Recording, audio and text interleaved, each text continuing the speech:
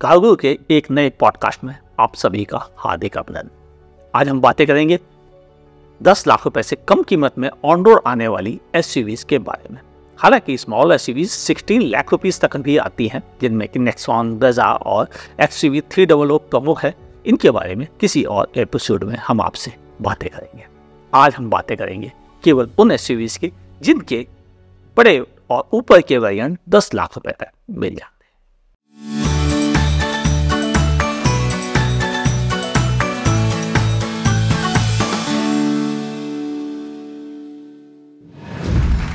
पहले बात करेंगे उन सभी एसयूवीज के बारे में, उनकी क्या क्या अच्छाइयां हैं और क्या क्या कमियां हैं। साथ ही हम आपसे बात करेंगे इनमें से कौन सी आपको अपनी जरूरतों पे खरीदनी चाहिए। शुरुआत पहले एसयूवी के साथ मैं बात कर रहा हूं टाटा पंच की।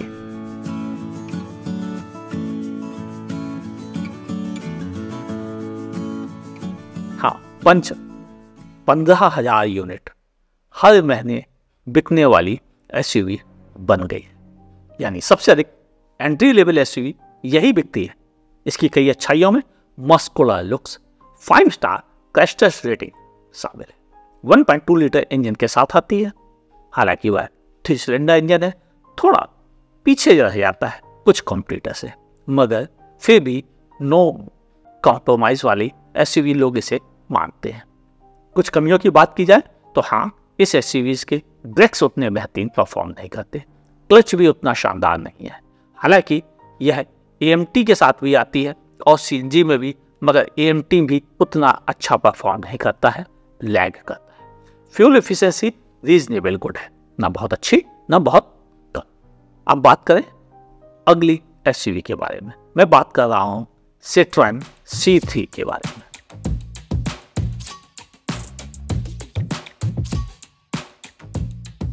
हाँ, यह बिल्कुल नई नवेली एसयूवी है, मगर कंपनी इसे हैचबैक कह के बुलाती है क्योंकि उनकी पॉलिसी में एयर क्रॉस को ही वह एसयूवी मानते हैं।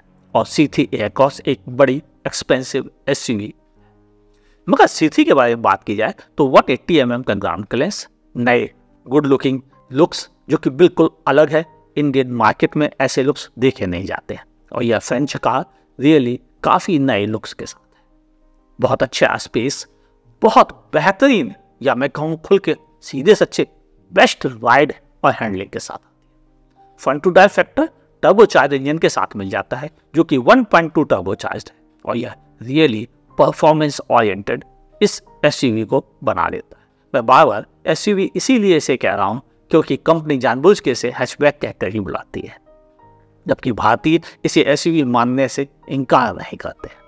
कुछ कमियों की बात कर ली जाए तो इसकी सबसे बड़ी कमी इसका छोटा सा दिखने वाला सर्विस नेटवर्क।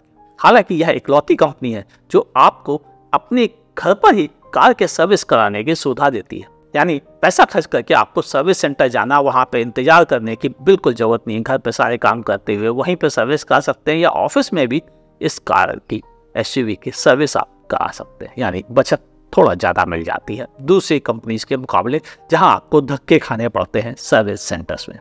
ये इसका माइनस पॉइंट। लोग इसलिए मानते हैं क्योंकि लोगों को सर्विस सेंटर्स के नंबर्स चाहिए, वो ये नहीं चाहते घर पे सुकून की सुविधा मिल जाए, इसलिए।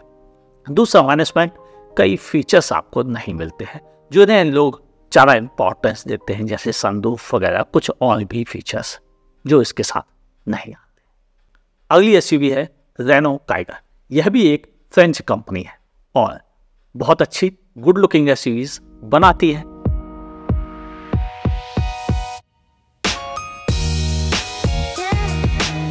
और जब बात आए काइगर की तो यह रियली काफी शानदार दिखती भी है। फ्रंट में आपको एलईडी हेडलैम्प मिलते हैं, गुड लुकिंग होने के साथ साथ काफी स्पेशियस भी है। यह 1 लीटर नेचुरली एस्पिरेटेड और 1 लीटर टर्बोचार्ज इंजन के साथ आती है। टर्बोचार्ज इंजन ठीक ठीक परफॉर्मेंस करता है, हालांकि 1 लीटर नेचुरली एस्पिरेटेड इंजन थोड़ा अंडर परफॉर्म करता है कुछ लोगों की नज़र में। यह एएमटी और सीवीटी दोनों तरह के ट्रांसमिशन सेटअप के साथ आती है। आपको कोई सीएनजी का ऑप्शंस नहीं मिलता है। सबसे बड़ी अच्छाइयों में एक अच्छा स्पेशियस बड़ी साइज की गुड लुकिंग एसयूवी खरीदना चाहते हैं तो उनको यह पसंद आ जाती है। सेल्स फिगर की बात की जाए तो 1000 यूनिट पर मंथ के आसपास के सेल्स फिगर इस समय टाइगर अचीव कर रही है। माइनस पॉइंट की बात की जाए, रेनो का सर्विस नेटवर्क सिकुड़ता चला जा रहा है। ऊपर से इस कार के सबसे बड़े माइनस पॉइंट की अधिकतर वेरिएंट इसके खरीदने के लिए उतने अच्छा परफॉर्म नहीं कर पाते हैं, चाहे वह नेचुरली एस्पिरेटेड इंजन का मैनुअल या एएमटी हो, या फिर टर्बोचार्ज इंजन का मैनुअल ही क्यों ना हो, क्योंकि उसका क्लच उतना बेहतरीन नहीं है। हालांकि सीवीटी में यह एक अच्छी परफॉर्म करने वाली एसयूवी बन जाती है। बात करें अगली एसयूवी की, वह भी मैन्युफैक्चर तो एक ही प्लांट में होती है, मगर है दूसरे जापानीज ब्रांड के साथ। नाम है निसान मैग्नाइट।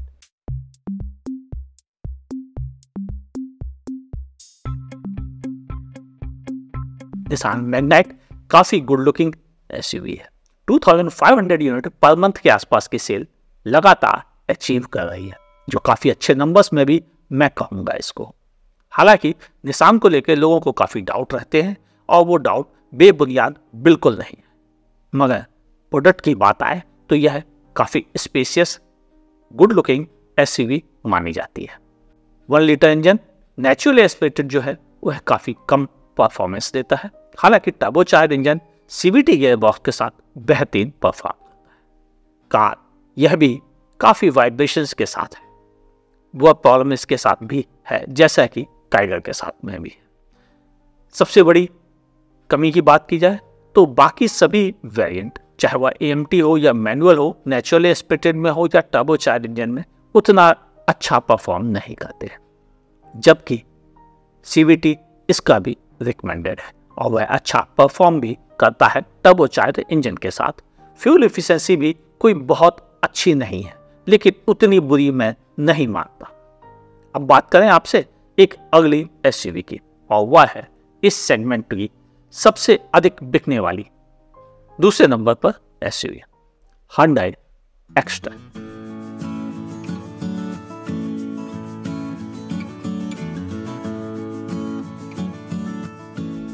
एक्स्ट्रा की बात आए तो एक्स्ट्रा सबसे नई नवेली भी है। यह आते ही 8000 यूनिट से ज्यादा पर मंथ बेच ले रही है, जो बड़ा अच्छा साइन भी है। हालांकि मैन्युफैक्चरिंग कैपेसिटी कम होने की वजह से वेटिंग इसकी जबरदस्त हो गई है। इस सेगमेंट की सभी एसयूवी में सबसे ज्यादा वेटिंग इसी एसयूवी की है। 1.2 लीटर इंजन काफी स्मूथ है, अच्छी फ्यूल एफिशिएंसी प्रोवाइड करता है और बेहतरीन एएमटी के साथ भी आता है। यह ही इकलौती इसकी अच्छाई नहीं है, इसकी एक और अच्छाई है, इसका क्लच और गियर बॉक्स भी काफी अच्छा। फ्यूल एफिशिएंसी भी रीजनेबल गुड है, अपने सेगमेंट में अच्छी फ्यूल एफिशिएंसी कहलाएगी। और बड़ी खासियत की बात की जाए तो इस एसयूवीज का हालांकि अभी तक कोई क्रैश टेस्ट रिजल्ट डिक्लेयर नहीं हुआ है, मेरे शब्द पर गौर कीजिएगा, लेकिन इसका क्रैश टेस्ट हो चुका है और मेरे पास जो इन्फॉर्मेशन है बैक डोर से कहूँ मैं, तो वो ये कि यह एक बेहतरीन रेटिंग के साथ आने वाली है। वजह ये इकलौती एसयूवी है जो कि एक दो नहीं पूरे 6 एयर बैग के साथ एज ए स्टैंडर्ड आती है। साथ ही इसके ब्रेक्स भी इस सेगमेंट के सबसे अच्छे ब्रेक्स में एक गिने जाएंगे, यानी एक्स्ट्रा सेफ्टी में रियली काफी बेहतरीन है और इसके एक्टिव सेफ्टी फीचर्स भी काफी शानदार है। कुछ माइनस पॉइंट की बात कर ली जाए तो सबसे बड़ा माइनस पॉइंट इस समय इस कार की वेटिंग ही है, यानी पैसे देने के बाद भी कस्टमर को 3 से 6 महीने वेट करना पड़ेगा। वहीं बाकी सभी एसयूवीज शोरूम्स पर उपलब्ध हो जाती हैं। 1 हफ्ते के भीतर आपको अपनी पसंदीदा वेरिएंट मिल जाएगा, लेकिन एक्स्ट्रा के साथ ऐसा बिल्कुल नहीं है। यह 3 से 6 महीने आपको वेट करना पड़ेगा। कई सारे बड़े अच्छे फीचर्स के साथ भी यह आ जाती है, यानी परचेज करने के लिए सबसे अच्छे ऑप्शंस में से एक्स्ट्रा जरूर है। अब बात करते हैं आपकी जरूरतों पे कौन सी एसयूवी परफेक्ट और खरी उतरती है और आपको उसे बिल्कुल कंसीडर करना चाहिए। अगर आपको एक ऐसी एसयूवी चाहिए जो कि राइड क्वालिटी में बेस्ट हो, बहुत कंफर्टेबल हो, स्पेशियस हो और नो नॉनसेंस फीचर्स के साथ आती हो और चलाने में भी काफी शानदार हो टर्बो इंजन के साथ में, तो फिर सिट्रोन C3 आपके लिए बेस्ट ऑप्शन है। पहाड़ों पर भी इसका कोई जोड़ नहीं है।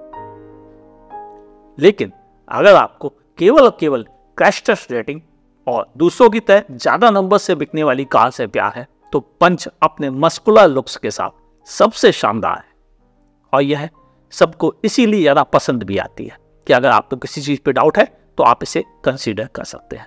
मैनुअल गियरबॉक्स के साथ अच्छा परफॉर्म भी करती है और रीजनेबल गुड फ्यूल एफिशिएंसी भी प्रोवाइड कर देती है, यानी खरीदते समय इसको प्रेफर करने में कोई एतराज़ वाली बात नज़र नहीं आती। हालांकि मैंने डेस्क को लेकर अपनी बात कह दी है आपको पहले ही, मगर इस सेगमेंट में अगर आपको कोई डाउट है कि सिटी में चलना है तो कौन सी लें, हाईवे पे चलना है तो कौन सी लें, मैनुअल में चलना है तो कौन सी लें, सीएनजी में लेनी है तो कौन सी लें और एएमटी चाहिए तो कौन सी लें, इस जगह पर केवल और केवल एस्टर ही सबसे बेटर ऑप्शन है।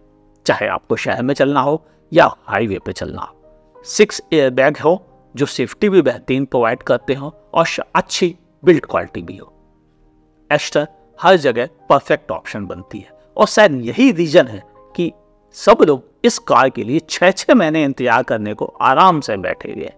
बीच में इस कार की वेटिंग 1 साल से ज़्यादा हो चुकी थी, मगर कंपनी ने धीरे से अपना प्रोडक्शन बढ़ा के इसको संभालने की कोशिश की है।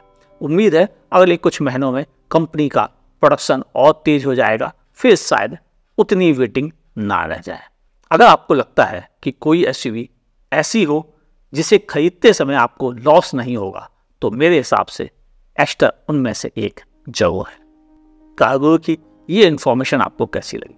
साथ ही यह भी लिखिएगा कि आप हमें कहीं सुन रहे हैं पॉडकास्ट में या फिर आप हमें यूट्यूब के वीडियो प्लेटफॉर्म पर देख रहे हैं, वह भी लिखिएगा। और ऐसे किस पॉडकास्ट पर आपका ध्यान रहेगा, आप सुनना और देखना चाहेंगे, वह भी लिखना ना भूलिएगा। मुलाकात होगी ऐसे किसी और नए पॉडकास्ट या एक कंप्लीट डिटेल रिव्यू के साथ। देखते रहिए और सुनते भी रहिए अब कार्गो को।